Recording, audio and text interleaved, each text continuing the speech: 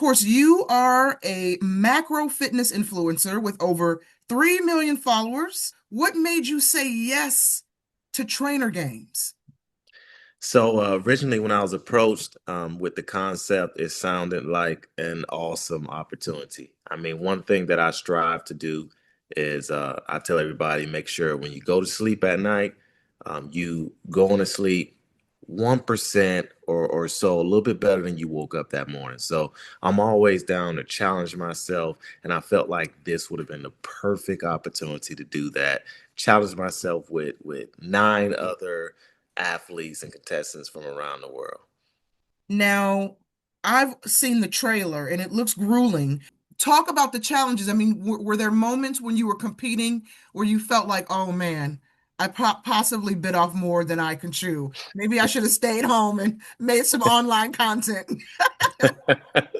Well, I would say there weren't any moments that I said I wanted to stay home and do some online content, but there were some moments where I was like, wow, this is a little bit more than I thought. I mean, it definitely is some challenges that take you outside of your element, some water being involved. I can swim, but I'm not like a pro swimmer. So, climbing, there's a lot of aspects to just being fit rather than just hey push-ups running. It's like they threw some stuff at you that was always twists and turns to make things a lot more challenging.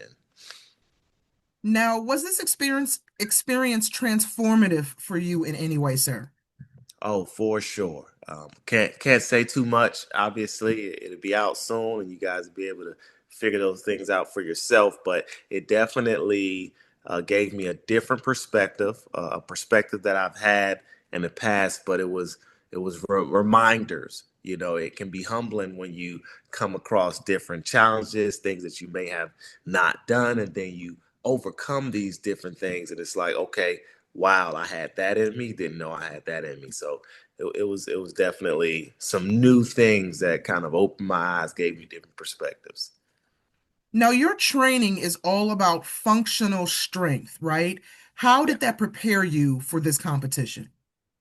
Oh, for sure. I mean, the competition itself was all about being functional. I mean, it wasn't a lot of like linear type of things, do this and go to that. It was more so like using your entire body that was incorporated. I mean, you had to really think about what you were doing, and a lot of times it was just go. So your body had to just function without you necessarily doing too much thinking involved. So it was all about being functional as a whole and not necessarily just lifting weights or just moving from point A to point B. You had to be functional to get past these different challenges. Now, let me ask you, was there anything about this experience and any of the challenges you had to participate in that you will incorporate into some of your fitness routines? 100%. I've ran before. I love to sprint. Even when I was in the military, we did a lot of distance running. You would classify as distance more so, and so that was something I wanted to actually incorporate back into my routine. So I've been doing a lot more long distance running. I met some athletes that were, ultra 100-mile runners, and it inspired me to do more. I like to be functional, I like to move, I like to do cool things, but I wasn't putting a lot of that long road distance type things in my training. So that's something that I have incorporated. With your military background, how did you bring that mindset and that experience and that training into these games? Oh, for sure. So, I mean, let's just start with in the military, there's a lot of things we learned. One of the main things is do it anyway. You don't feel like getting up, you got to do it anyway. You don't feel like going for that run, you got to do it anyway. So a lot of these challenges were things that they put in your face where it's like, "Whoa, are you serious?" You're not feeling great that morning. Like nothing's always going to go as planned, but that discipline that I developed over the years of being in the military, getting out of the military, still having those different attributes that are a part of my life, I was able to maintain course no matter how I felt, no matter what did not go my way. I was able to do it anyway. Now, you're known for building community. How did that play out while competing against nine elite trainers? Well, much of the competition was actually like team based.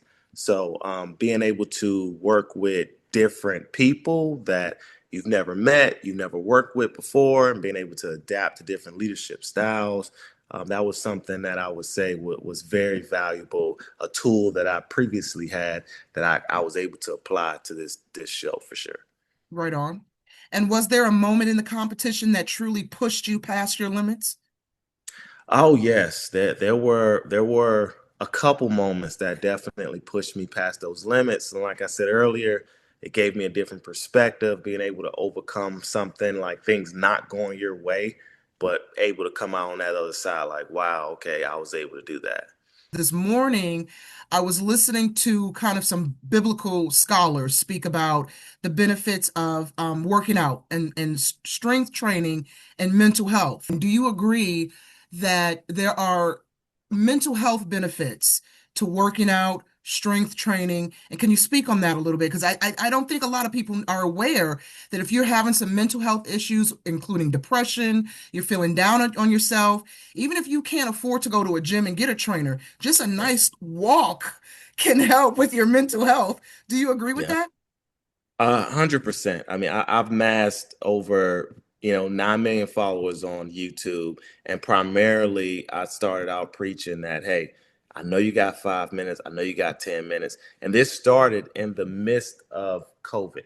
So people were going crazy. They was inside the house. They couldn't go to the gyms. They couldn't move their body. So I started telling them, hey, I give them push-up workouts or jumping jacks or body weight squats, follow along workouts that were 10, 15, 20 minutes long. And this was to give people that relief that they needed. So not only did I help them physically, I know that it helped them mentally. And one thing I always tell people is that it all starts up here. Your arm, your legs, nothing moves without your brain telling it to do that. And all getting in shape and doing all these things physically, there's little bits and pieces of that discipline that transfers to your life overall. So it'll bleed into other categories. You'll find that, hey, I'm able to control my anger a little bit more. I'm able to get up easier in the morning and go to work. Like it'll start to transition to other aspects of your life. So totally 100%. Then of course there are like scientific things behind running and moving your body where you're naturally boosting endorphins and you're naturally releasing these things in your brain that's saying, hey, I'm happy. That it's definitely facts to this. So, not to make this about me, but in the last year, I've gone on a health journey. I've lost over 50 pounds. I still have Nice. about 20, 30 pounds to go. Mhm. My problem area, as I'm sure you know, a lot of women deal with the stomach. What is the one key exercise you would recommend to getting that stuff, shrinking that belly, sir? First off, congratulations, losing over 50 pounds. That's Thank you. definitely a feat. And I'm wishing you well on getting those 30 pounds off. Thank you. Additionally. So initially, the thing is, it's hard to what we would call spot reduce fat. So the one thing that I can say, the one thing that I'll share with you is overall, just burning calories is going to be your best friend. So of course, exercises that just will shred up fat will definitely be your full body movements like burpees and jumping jacks and body weight squats if you're into not using weights. And then of course, moving on to if you're able to lift some weights, lifting weights will definitely increase that metabolism and tighten up different areas of your skin, your compound movements like body weight squats and the deadlifts and those things of that aspects. But just moving your body, burning calories overall. Some things I like to share with people that they may be leaving gains on the table. So when you go to the grocery store, park at the end of the parking lot and walk all the way in. So that's not your workout that day, but it's just little tips in order to get more and more steps in because this is a lifestyle. This isn't just a dietary change or a temporary type change. This is a lifestyle. So instead of taking the stairs or taking the elevator, take the stairs instead. These are all things that will compound, move in the direction of you saying, hey, look at where I am today. Look at where I came from. look at where I am today. Those are the things that I like to share with people. Right on. Thank you, Daryl. And so, my last question for you, what do you hope fans take away from watching you on Trainer Games? Oh man, I hope what they take away from watching me is even when things aren't going your way, even when it's not a perfect scenario, you can persevere, you can push through, and you can come out the other side a better person.